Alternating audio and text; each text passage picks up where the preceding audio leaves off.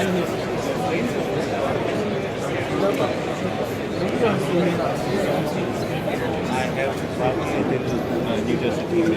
Christian. I'm Sid. Hi. Yeah, nice How are to you? meet you. Yeah, good. So what are we going to see? What are you going to see? My personal experience. Because I'm not on the business group. Yes. I'm personally working. I'm working locally in the supply chain. I had a strategy innovation team there, I see. All right. and I have a challenge as an enterprise, as many other big enterprises. A lot of sales opportunity for you guys. Yeah.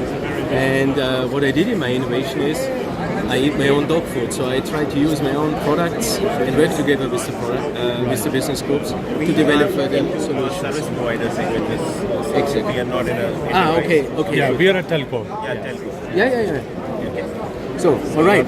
So the pitch is what we have started, IoT device manager. We started to put our own IoT devices, and what we are doing now is we really are touching our own track and trace devices for crucial shipments, Yeah. either inbound or outbound. And the beauty is I get my own information, and not only about positioning, that's what most of the service providers can provide me, but I get globally transparency, temperature, shock, and all that stuff. I can do better risk management and no surprises, because as a supply chain, I hate surprises. That's just the key point. But our problem at the moment is still within continents that still works, because I can low roaming, but if you go across and things like this, it's the roaming thing. That's why I'm hoping we are going to get successful with the Wing topic, because Wing will allow Wing will allow me that we can provide on a lower scale, build a community alliance, and that's why Nokia is offering also this managed service. What's happening on the ships, and 2/3 of the shipping times stuff is on the ship, and the container, storms, heat, all that stuff.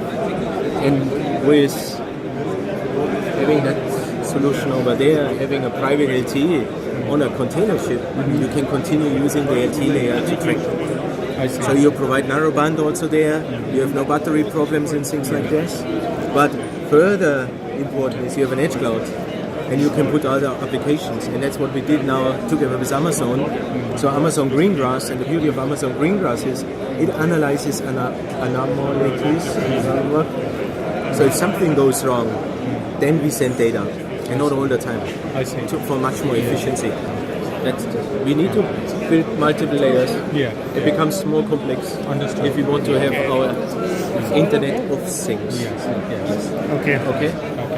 And that's what we are piloting today, also already in Germany, in the harbor of Hamburg, Okay. together with the German Telekom. So we are collecting our experiences there as well, and the beauty is I get real-time data as a supply chain manager again. I know much earlier when things are there, and if the ship is then in the harbor, you're going to have the possibility to instruct stuff on ground and all that stuff. And this is using the new MWC18 and LTE-M. Yes, it's a mixture. It's a mixture. Because the narrowband we can use for the IoT tracking. Yeah. But if it comes to video, for example, you want to combine You won't use things, it here. You need a normal LTE. Yeah. All right. And this is what you're going to see also in the next showcase, because people are telling me I can do everything with narrowband. Yeah, track the devices. But what's helping me only having tracking the devices, because of what happens is I know much more accurate when a device is coming, so I want to change it also and integrate in my factory flow. And in the factory flow, I need to go to my manufacturing system, and that's why we have created a complete private LTE layer in our factory in Olo, took out all LAN cables.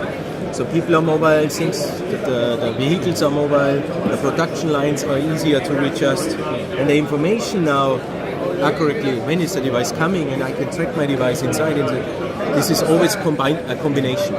Okay. If you're not thinking combined, you're not going to create business out of that, because every single use case is still too expensive. But combine them, you can gain 10 to 50% efficiency Okay. in running such a facility. That's our experience so far. For these to work, do we need like seamless LTE coverage? Yes. Why is the seamless? Okay, I explain the story here. Why is the seamless LTE coverage so important? It is small devices. Because as soon as we jump on 2G, it needs so much power to send that your battery will performance will significantly. And with LTE, we have a layer where we have reasonable battery times of 3 to 6 months, or if you off, then I don't have tracking. But assume there's a shock, then it will activate the modem and then will send it. And about these sensors, are they supporting all the frequency? Or well, the sensors limited? is such that it depends. That's exactly the same. We still need to standardize. We need to look where are we going to have which one. The chipsets or the sensors as such, the IoT device providers use the available chipsets on the market to create the modems. So the LTE connection. Which chipsets are available in the market? I don't know. It's like Qualcomm, for example. Yeah. And others. All right. But if you have questions. It's a question for somebody else. Yeah, no. He's really good about that, but Stefan is not there. That's the point. Okay. But Nokia, we don't want to do that much about the chipset. We work then together with Multifier, for example, with the chipset provider, in this case Qualcomm, that they are providing the chipsets so that the devices can be created. Okay. All right. So from a control room, but not just access, but experience sensing over there, so you can touch and feel. And you need to bring video with touch and feel, sensoric, in synchronization. This is extreme time consuming. So these kind of applications you need to run. And therefore you need 5G, but you need to prepare your architecture already now. True. Yeah. And it's edge cloud computing. Some will run locally, others in the factory. That's the private thinking is so important, that you have a closed network. Does not mean it runs on an unlicensed spectrum. It can be still run by an operator, but the data stays within the factory. Legal, there's a lot of reasons. So we cannot all go via the public network and store the data in the next level of the cloud.